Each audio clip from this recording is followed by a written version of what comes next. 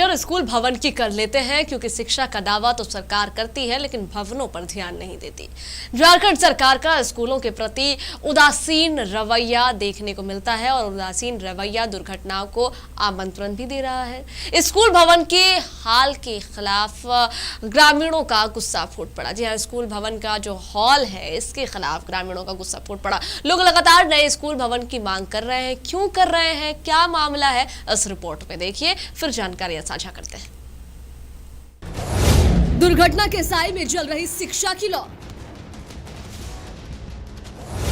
एक कमरा, 5 कक्षा और 80 विद्यार्थी। झारखंड में शिक्षा विभाग स्कूल बनवाता है और फिर उसे भूल जाता है। स्कूल भवन की हालत चाहे जैसी भी हो, इसकी सुध लेने वाला कोई नहीं होता। इसका एक उदाहरण है मनोहरपुर प्रखंड के मकरंडा प्राथमिक विद्यालय। दशकों पुराने इस स्कूल में पहले 2 कमरे थे। एक कमरा काफी ज्यादा जर्जर होने के बाद बच्चों के पढ़ाई के लिए सिर्फ 1 कमरा बचा। अब उस 1 कमरे में 80 बच्चों की पढ़ाई जारी है। स्कूल में 2 रूम है, एक तो पूरा जर्जर में गिरने का संभावना में है और एक तो उस रूम में 1 से 5 तक बच्चा पढ़ते हैं। तो एक ही रूम में 5 क्लास तक पढ़ने के लिए बच्चे सबको दिक्कत होता है। आधा बच्चा बरामदा में बैठते हैं और एक तो उसी में भी पानी चूता है।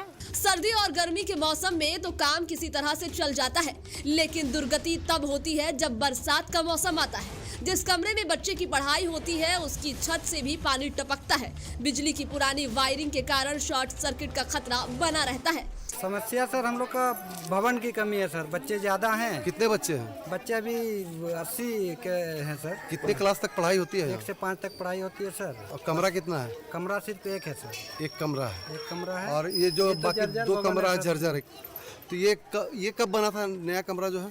नया कमरा तो हम तो सर नहीं जानते हैं, लेकिन अधिक से अधिक सर 15 साल हो रहा होगा सर। नए स्कूल भवन की मांग वर्षों से हो रही है। गांव में आयोजित ग्राम सभा में ग्रामीणों ने सर्वसम्मति से निर्णय लिया है कि यदि 1 सप्ताह के अंदर कुल भवन निर्माण या फिर समस्या के समाधान की दिशा में ठोस पहल नहीं हुई तो मनोहरपुर रावरकेला मुख्य सड़क को जाम किया जाएगा। आज का बैठक हम लोग का बहुत विशेष ग्राम सभा का बैठक था, जो हम लोग स्कूल को लेके ही बैठे थे। यहाँ का जो स्थिति जर्जर का स्थिति है, इस बार अगर बारिश गिरने से ऑटोमेटिक रूम धंस जाएगा और कभी भी अनहोनी घटना घट सकती है। इसीलिए हम लोग का निर्णय, अंतिम निर्णय हुआ आज का बैठक में। जो निर्णय लिए हैं ग्राम सभा रजिस्टर में, अगर 1 सप्ताह के अंदर अगर सरकारी कोई भी अगर हल अगर नहीं निकलता है तो हम लोग 1 सप्ताह के बाद एक डेट तय करके हम लोग रोड जाम करने वाले। स्कूल के इस जर्जर भवन का अंदर तैयार हो रहा है झारखंड का भविष्य।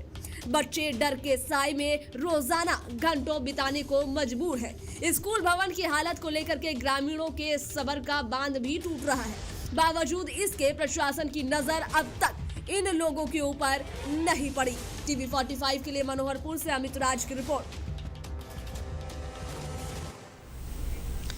जानकारियां साझा करने के लिए हमारे साथ फोन लाइन पर अमित राज जुड़ गए हैं। अमित, सबसे पहले तो मैं आपसे ये जानना चाहूंगी कि शिक्षा विभाग के पास, झारखंड में शिक्षा विभाग के पास क्या पैसा नहीं है, और अगर पैसा है तो क्या विभागीय अधिकारियों को दिखता नहीं है या उन्हें काम करने का मन नहीं करता है? क्योंकि यहाँ जो तस्वीर हम दिखा रहे हैं जर्जर स्कूल भवन की, मुझे लगता है कि इस स्कूल भवन को तुरंत मरम्मत की जरूरत है, लेकिन ऐसा नहीं है।